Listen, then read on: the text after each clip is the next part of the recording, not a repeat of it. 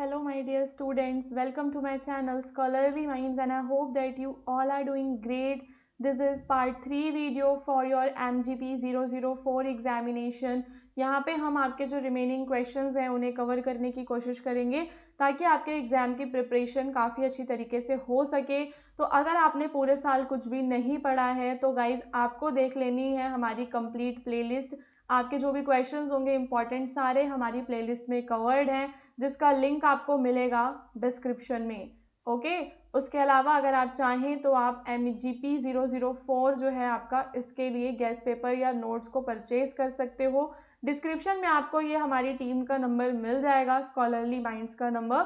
तो आप इस पे क्या करोगे, मेरी टीम को व्हाट्सएप पे आप एक हाई भेजोगे, उसके बाद आपके जो भी सब्जेक्ट कोड्स होंगे जैसे कि MGP 004 या फिर MPSC वाले कोड्स हैं, MHI वाले कोड्स हैं, आपके सारे कोड्स के लिए गेस्ट पेपर्स एंड नोट्स हमारे पास अवेलेबल हैं। तो आप इस नंबर पे व्हाट्सएप करके अपने लिए नोट्स एंड गेस्ट पेपर्स को परचेज कर सकते हो, जिसके अंदर आपको सारा इम्पॉर्टेंट मटेरियल मिल जाएगा। नाउ क्वेश्चन नंबर 1 है, critically analyse Gandhi non violent struggle against colonialism. तो महात्मा गांधी का जो एक नॉन वायलेंट स्ट्रगल था औपनिवेशिक जो सरकार थी उसके खिलाफ, उसके बारे में आपको बताना है। तो महात्मा गांधी ने गाइस देखो सत्याग्रह शुरू किया था। क्या था सत्याग्रह? तो it is a method of non violent resistance. तो महात्मा गांधी ने भारत के स्वतंत्रता संग्राम में सत्याग्रह यानी अहिंसात्मक प्रतिरोध की रणनीति को अग्रणी बनाया। इसमें नैतिक आग्रह, जन सामूहिकता और सविनय अवज्ञा को मिलाकर ब्रिटिश औपनिवेशिक सत्ता को चुनौती दी जाती है। ठीक है, तो ये सत्याग्रह है जिसके अंदर वो 2-3 चीज़ें करते हैं, मतलब मॉरली परसुएड करना, नैतिक आग्रह करना उनसे, या जनता को जोड़ना, या उनकी अवज्ञा करना। तो ये 2-3 चीज़ें करके वो ब्रिटिश की अथॉरिटी को क्या करते हैं, चैलेंज करते हैं, and that is Satyagraha, that is the method of non violent resistance. अब हम यहाँ पे से कुछ की फीचर्स देखेंगे नॉन वायलेंट स्ट्रगल में। सबसे पहले तो उनका सत्याग्रह ही आ जाता है, जो कि ट्रूथ, नॉन वायलेंस और सेल्फ सफरिंग्स पे बेस्ड था। दूसरा आता है मास मोबिलाइजेशन यानी कि जन सामूहिकता। तो गांधी ने पीजेंट्स, वर्कर, वुमेन हो गए, स्टूडेंट्स हो गए, इन सबको इन्वॉल्व किया और non cooperation, civil disobedience, quit India जैसे मूवमेंट की वो शुरुआत भी करते हैं। So by deliberately violating unjust colonial laws, Gandhi demonstrated the illegitimacy of British authority while maintaining moral high ground। तो उन्होंने बताया कि कैसे जो ब्रिटिश सत्ता है वो अवैध है, और उन्होंने सॉल्ट मार्च भी निकाली। उनकी कुछ अचीवमेंट्स को जानेंगे तो नेशन को इंटीग्रेट किया। तो ये तो अचीवमेंट ही हो गई ना, उनकी उपलब्धि हो गई नॉन वायलेंट स्ट्रगल की। नॉन वायलेंस में उन्होंने सत्याग्रह किया, मास मोबिलाइजेशन, सिविल डिसओबीडियंस के साथ उन्होंने क्या अचीव किया, राष्ट्र एकता अचीव की। तो विभिन्न सामाजिक समूहों को साझा राजनीतिक आंदोलन में उन्होंने एकजुट किया। उसके अलावा ब्रिटिश अत्याचार को विश्व स्तर पर उजागर किया और भारत की स्वतंत्रता संग्राम को उन्होंने वैधता दी, और नैतिक श्रेष्ठता को बनाए रखकर रक्तपात के बिना ब्रिटिश सत्ता को उन्होंने कमजोर किया। तो ये कुछ चीज़ें हैं जो उनकी अचीवमेंट्स में आएंगी। फिर आप उन्हें क्रिटिसिज्म के तरीके से भी लिख सकते हो कि यहाँ पे सफलता किस पर निर्भर करती थी, कि आप अपने आक्रामक से नैतिक अपील कर रहे हो, जो हमेशा संभव नहीं है ना कि ऑपरेसर इतना मॉरल वैल्यूज हो उस ऑपरेसर के अंदर कि वो आपकी बात सुने। या फिर दूसरा कि सत्याग्रह केवल आपको अर्बन मिडिल क्लास में देखने के लिए मिलता है। रूरल जो पीजेंट्स थे, ग्रामीण किसान, कभी कभी कठोर दमन के शिकार हुए। ये काफ़ी ज़्यादा स्लो प्रोसेस था, क्योंकि हमने कोई भी ज़बरदस्ती अंग्रेज़ों के साथ नहीं की थी, हमारे सारे स्ट्रगल्स नॉन वायलेंट थे। Some movements witness spontaneous violence challenging the ideals of non-violence। तो जितना भी नॉन वायलेंस कर लो, कहीं ना कहीं वायलेंस हो जाता था, जो कि अहिंसा के आदर्श के लिए चुनौतीपूर्ण रहा। क्रिटिकली पूरा इवेलुएट करें तो गांधी का नॉन वायलेंट स्ट्रगल ट्रांसफॉर्मेटिव था। ये कंबाइन करता है पॉलिटिकल एक्शंस को with ethical principle, mobilising mass and challenging colonial legitimacy without large scale bloodshed. तो भारी मात्रा में ब्लड शेड किए बिना चैलेंज करना, मोबिलाइज करना लोगों को। So it's dependence on mass discipline and moral appeal and limited impact on structural inequalities highlight both strength and constraint. तो गांधी का अहिंसात्मक संघर्ष परिवर्तनकारी था, क्योंकि इसने राजनीतिक क्रिया को नैतिक सिद्धांतों से जोड़ा, जन अनुशासन और नैतिक अपील भी की। जिससे कि मतलब इसकी ताकत और सीमाएं मतलब दोनों आपको देखने के लिए मिलती हैं। सो गांधी का नॉन वायलेंट स्ट्रगल एक लैंडमार्क है in the anti colonial movement world wide. It demonstrated the power of moral discipline and mass based resistance, offering a model that blends ethics with political pragmatism. तो नैतिकता और व्यवहारिकता का मिश्रण जो है गांधी जी गाइस प्रस्तुत करते हैं। ठीक है, एक बार हम रिवाइज कर लेते हैं कि हमें अपने आंसर में कौन कौन से पॉइंट्स को इंक्लूड करना है, क्योंकि यही आपके एग्जाम में लास्ट मिनट पे काम आएगा। तो नॉन वायलेंट स्ट्रगल की बात हो रही है, तो सबसे पहले आप एक इंट्रोडक्शन बता देंगे नॉन वायलेंस के बारे में कि इसमें किन किन चीज़ों को कंबाइन किया गया है। फिर नॉन वायलेंस के अंदर ही आप 2-3 तरह के स्ट्रगल्स बताओगे कि उन्होंने सत्याग्रह किया, जन सामूहिकता और सिविल डिसोबीडियंस, इन सब की बात की, एंड उसकी फिर आप अचीवमेंट्स को लिखोगे। ओके, सो गाइज अब चलते हैं नेक्स्ट क्वेश्चन पे, जहाँ पे आपको गांधी के सत्याग्रह को लेकर विचार को डिस्कस करना है। So Gandhi developed satyagraha as a method of non violent resistance to fight injustice and colonial operation.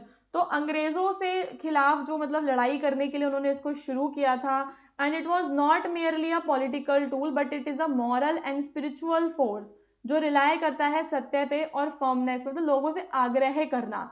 सत्य का लिटरल मीनिंग होता है क्या? Insistence on truth. तो सत्याग्रह का शाब्दिक अर्थ है सत्य पर अडिग रहना। गांधी का मानना था कि सच्चा प्रतिरोध शारीरिक बल या हिंसा पर निर्भर नहीं करता, बल्कि नैतिक साहस, आत्मत्याग और सत्य के पालन पर आधारित होता है। फिर सत्याग्रह के प्रिंसिपल्स में आपका नॉन वायलेंस यानी कि अहिंसा और ट्रुथ, इसके अलावा सेल्फ सफरिंग मतलब कि आत्मत्याग करना। तो सत्याग्रही बिना प्रतिरोध के कठिनाइयों को सहेगा और अपने नैतिक उदाहरण के माध्यम से दमनकारी को परिवर्तित करेगा, मतलब दमनकारी को परिवर्तन करेगा उसको नैतिक तौर पे। ठीक है, उस पर हमला नहीं करेगा, उसको मतलब दिखाएगा कि मेरे को कितनी हार्डशिप्स हैं, ताकि दमनकारी का खुद ही मन पलट जाए। The aim is to awaken conscience in the oppressor, कि जो हमारे सामने जो हमें ऑपरेस कर रहा है ना, उसको हमें अवेक करना है, रेदर देन कि हम उसको ह्यूमिलिएट करें और उसको डिस्ट्रॉय करें। सत्याग्रह के मेथड्स में आपका सिविल डिसोबीडियंस यानी कि सविनय अवज्ञा आ जाता है, नॉन कोऑपरेशन आ जाता है, और शांतिपूर्ण प्रदर्शन करना ये आता है। सत्याग्रह के ओवरऑल गोल्स की बात करें तो उसमें मॉरल एम्पावरमेंट की बात होती है, यानी कि लोगों का नैतिक सशक्तिकरण करना, खासकर उसका जो आपका ऑपरेसर है उसको नैतिक तौर पे सशक्तिकरण उसका करना कि उसको रियलाइज हो जाए, पॉलिटिकल चेंज लेकर आना और समाज के अंदर परिवर्तन करना, जस्टिस को प्रमोट करना, इक्वालिटी को प्रमोट करना। इसकी क्या कुछ आलोचनाएं और सीमाएं भी हैं। तो सबसे पहली चीज कि यहाँ पे सत्याग्रह अगर आप कर रहे हो तो सत्याग्रह में आप कुछ नहीं कर सकते जब तक आपके दमनकारी की आत्मा नहीं परिवर्तित हो जाती।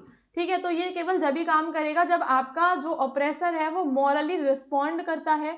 इसमें अनुशासन की काफी आवश्यकता होती है, और ये एक बहुत ही धीमी प्रक्रिया भी होती है। तो यह केवल तब काम करता है जब दमनकारी नैतिक रूप से प्रतिक्रिया दे। जन आंदोलन में यदि प्रतिभागी अहिंसा का सख्ती से पालन नहीं करते तो वो विफल भी हो जाते हैं। सो इन द फाइनल कंक्लूजन हम बताएंगे कि जो गांधी का सत्याग्रह है ये काफी ज्यादा रिवॉल्यूशनरी था, बिकॉज इसने एथिक्स को कंबाइन किया था, मास मोबिलाइजेशन किया, and it is a political strategy also.